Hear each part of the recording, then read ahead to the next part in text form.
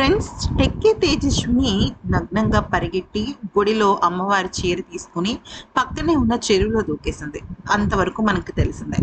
కానీ లోతుగా పరిశీలిస్తే పోలీసులకి విస్తుపోయే విషయాలు బయటపడుతున్నాయి.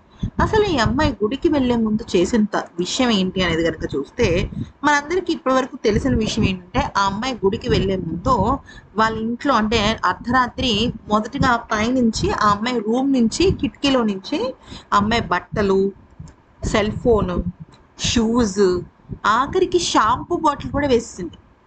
సాధారణంగా ఎవరైనా తప్పించుకోవాలనుకునే వాళ్ళు ప్రాణం కాపాడుకుంటారు. సరే, బట్టలంటే ఖచ్చితంగా మనం బట్టలు ఫస్ట్ వేసుకుంటాం. ఫోన్ ఓకే అవసరం.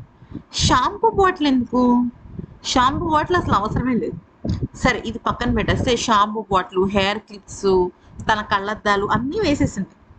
అయితే ఇది పక్కన పెట్టేస్తే ఆ అమ్మాయి ఆ గోడ దూకిన తర్వాత ఆ అమ్మాయి ఏం చేసిందంటే, గోడ దూకడం అంటే గోడ నుంచి పడేసింది కదా, ఆ అమ్మాయి నగ్నంగానే తలుపు తీసుకుని బయటకు వచ్చేసింది.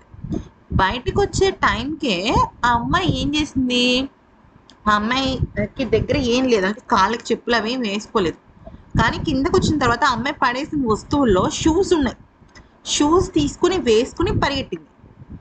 అంటే ఆ అమ్మాయి బట్టలు వేసుకోకుండా షూస్ వేసుకుని ఆ షూస్తోనే గుడికి వెళ్ళి అక్కడ అమ్మవారి మెయిన్ తలుపు తీయడానికి ప్రయత్నించి మళ్ళీ చిన్న తలుపు తీసే ప్రయత్నం అయితే చేసింది. అంటే ఆ అమ్మాయి కాళ్ళకైతే ఖచ్చితంగా షూస్ ఉన్నాయి. మరి అది ఆ అమ్మాయి వాళ్ళ ఇంటి నుంచి పరిగెట్టుకుంటూ వచ్చినప్పుడే వేసుకుని వచ్చిందా, లేదంటే మధ్యలో మళ్ళీ ఆమె షూస్ వేసుకుందా అనే విషయం పైన క్లారిటీ లేదు. కానీ ఆ అమ్మాయి తెల్ల బూటులు వేసుకుంది. అది పోలీసులు గమనించారు. ఎందుకు గమనించారంటే అక్కడ చనిపోయినప్పుడు ఆ అమ్మాయికి సంబంధించిన షూస్ కూడా అక్కడ ఉన్నట్టు తెలుస్తుంది అనమాట. సో మరి నిజంగా ఆమె గనక అంత కరెక్ట్గా ఉంటే షూస్ కన్నా ముందు ఒంటిని కప్పుకుంటాం కదా మనం, ఏదో ఒక నైటీయో, ఏదో ఒక చుడిదారో, టాపో ఏదో ఒకటి వేసుకుని పరిగెట్టాలి.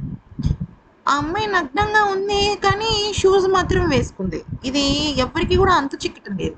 అంటే ఏంటి అసలు ఆ అమ్మాయి దేనికోసం షూస్ అంటే వేగంగా పరిగెట్టడం కోసం వేసుకుందా అనేది కూడా అర్థం కావట్లేదు. మరి ఈ వీడియో కనుక నచ్చితే లైక్ చేసి సబ్స్క్రైబ్ చేస్తాం.